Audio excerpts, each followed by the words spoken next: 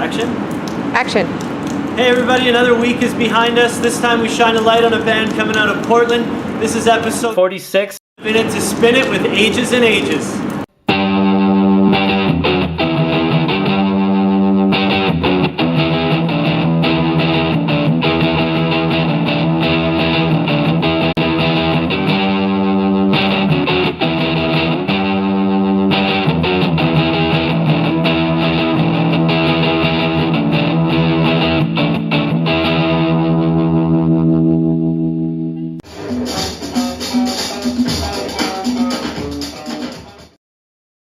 Wanted to start by pointing out this band, Gap Dream, their self-titled debut, I think, out on Burger Records, came out in 2012. I like that album. I bought this one. This one came out in late 2013. It's called Shine Your Light. Really beautiful packaging. Burger tends to sneak these out. I don't know how I missed them. But this one, too, in 2012, Sam Flax, I really enjoyed. It's called Age Waves. Sort of dreamy synth pop. Give it a listen.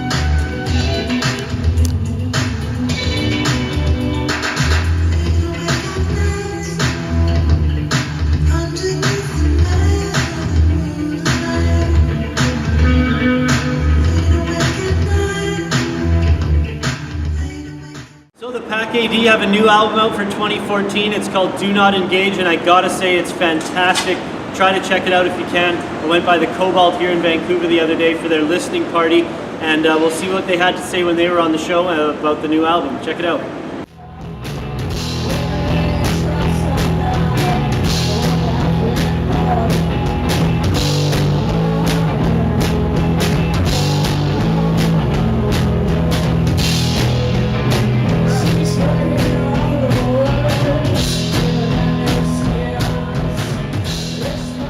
So I went by the Cobalt the other night, which was the Pack AD's listening party / DJ set for their new album, Do Not Engage, out on Network Records. The first 10 people in line got a prize pack consisting of this, an 11x17 signed promo poster, 3 stickers, and the 10-inch singles, sort of a sampler out on Network.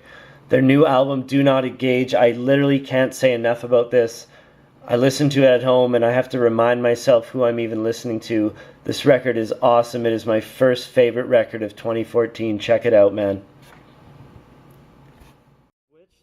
It's almost been 2 years since Unpersons came out. So the follow-up is coming as stated. What can we expect musically and when can we expect it?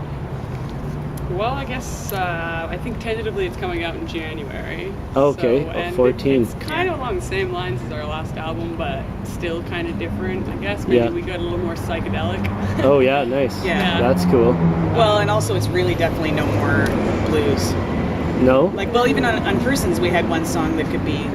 You could argue it's still there because it's still rock. Well, yeah, of course. Yeah. Yes, well, yeah, that's true. But I mean, I'd say it's more a straight up rock album than anything else. Awesome. So what about song lengths? Any 6 minute, 7 minuters in there? Or are they all 3.5? No, we have like a 5 minute. We have at least one 5 minute song. So yeah, that's pretty long for us. Yeah. No, the psychedelic, it's longer the better, I find. Yeah, it's good.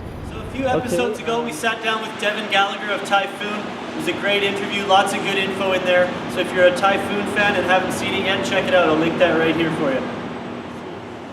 So we arrived at venue a little early to meet up with Tim after their sound check with 11 members in Typhoon and I think 4 or 5 in Ages and Ages. The green room was quite a buzz. It was an interesting experience. We got to witness some Typhoon vocal warm-ups too.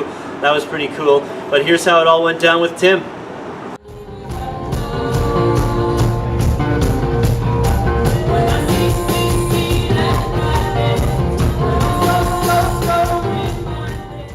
Hey everybody out there, we are in Vancouver at Venue. We've never done an interview here, so it's an In It to Spin It first. We are in for a great show tonight. We've got 2 Portland-based bands, Typhoon, and a member of who we are sitting here with now, Ages and Ages. Tim, welcome, say hi to everybody out there. Hello everybody out there. Great, thanks hello to you too. Yeah, thanks for being here and making the time, like I said, on such short notice. I'm glad it worked out. Thank you. It's really cool. So how are things, first of all? How are things going? Tours going well? Well, yeah, I mean, for us, we just left Portland this morning. Yeah, so this is day we're one, doing, well, we're doing tonight and we're doing Seattle tomorrow, that's it. We go out later. Oh, yeah, Neptune tomorrow, right? Yeah. Yeah, nice. Yeah. We do Europe in February and the US in March and April. Okay, excellent, excellent.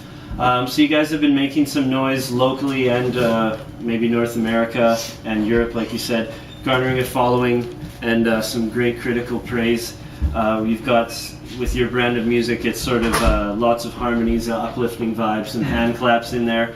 When your first album, All Right, You Restless, I think that was 2011, came out, right? Mm-hmm. Tell us a little bit about your experience with releasing your debut album and what that was like in the tour. And it was fun. I think just me and a bunch of other friends who had kind of come off other musical paths just sort of took a break, and we all sort of decided to get back into it at the same time. And I think with that we had just sort of this kind of energetic, rebirthy feeling or whatever, which I think was kind of sort of came across in the writing and recording and process, and it was fun, and it's been fun ever since. I mean, it's a bumpy ride always. There's challenges, there's things go right and things go wrong, just like everything. One of the things that went right, or wrong I guess you could say, but I understand you found a fan in Barack Obama. Or one of his interns. Okay, tell us about that quickly. I found about the same way that anybody else would. I literally knew nothing about it. No nostalgia was used on some sort of playlist. I woke up and there were all kinds. Basically, the phone started ringing, kind of the thing. There was it was written about in all like Washington Post was the first place I saw it, which was bizarre. I mean, I went through all sort of the cliche sort of moments where I'm like, obviously this is a mistake or something, or there's, How's it going, Becca? the ages somehow made its way into something, and then it's like misunderstood us or something. But okay. But yeah.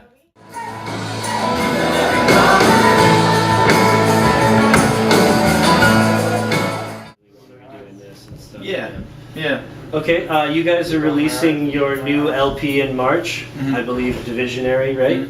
What is the date? March 25th? March 25th, yeah. Out on Partisan Records. Tell us what we can expect from that album. What's the sound? I know there's the lead single we can touch on in a minute, but we haven't heard much else from there, I think. So yeah, well, I mean, it's an album I'm proud of. It was unlike All Right, You're Restless, which we recorded in a matter of days, just like a small chunk of days. This one took a lot of time, and part of it was the process I was describing, where we were literally going through all this stuff as the recording process was happening.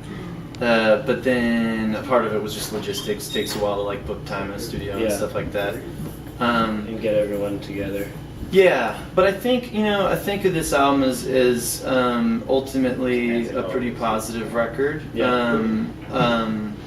But with sort of a hard-fought optimism, I mean, it definitely comes through, the observance of a lot of life struggles, and sort of inner conflict, and also just external conflict, grappling with sort of outside forces and sort of where we stand with the rest of the world.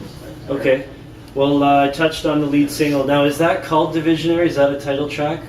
Or it's the title track. Right? It's got like a parentheses for "Do the Right Thing," just because that's kind of the mantra in the song. Okay, well, we'll take a second here and link that. It's a super upbeat song with a simple message. I like the message. Positive song. So link that in here. You guys can check that out. Let's touch on Portland, where you guys are from. There's a lot of great bands, a lot of diverse sounds. Just a few: Magic Mouth, Sun Angle, Woolen Men, Typhoon, Yacht was even from there back in the day, and Shy Girls, which is they got a really cool sound. As coming from Portland, what's the scene like, and what are some challenges, positives, negatives coming out of there's a lot of stuff coming out of there, and a lot of good stuff. So it's a really eclectic, large scene. A lot of different bands, a lot of different people. A lot of different musicians, and the town itself offers itself, I think, to that kind of thing. That's starting to kind of change though, as prices go up, rent goes up, and it really has the past few years. But yeah, I mean, the bands you mentioned, a lot of them I know. I'm personal friends with some of those guys, and it's fun. It's good. It's a supportive but also really competitive environment. And are there enough venues to support all this going on, or? Sure, I mean, okay. Must be the beer, all the craft beer out in Portland. Yeah, it's funny, I mean, that the culture you describe of all those bands and stuff, I don't think really partakes in the craft beer. It's usually, more like Tecate, Pabst, Rainier kind of a thing. Okay, yeah. We're getting inundated with like there's some tourism thing. Come to Portland and it like super highlights like 150 beers going. You know, I'm sure Vancouver, BC probably has similar things where like the what they advertise and sort of promote as the Vancouver image maybe isn't the real experience or what you experience. You know, it's just there's a lot of beer. It's like when you go to Seattle, you don't see people throwing fish everywhere, even though you think that's what's going to happen because you saw it on TV. I go to Seattle a lot, and we've maybe seen it once or twice, Nick. There's one particular place, maybe. Or just like grunge bars everywhere, you know, like it's not. Okay, so we've got. You said there's going to be touring coming up February, March, Europe, USA, so you guys can check that out. March 25th, the album drops, Divisionary. So good luck on that. And I think that's it, man. Awesome. Thank you very much for being here, Tim. And best of luck tonight. Sold out show with Typhoon. Yeah, we're excited. Yeah, cool. Awesome, man. I want grilled cheese. I want grilled cheese.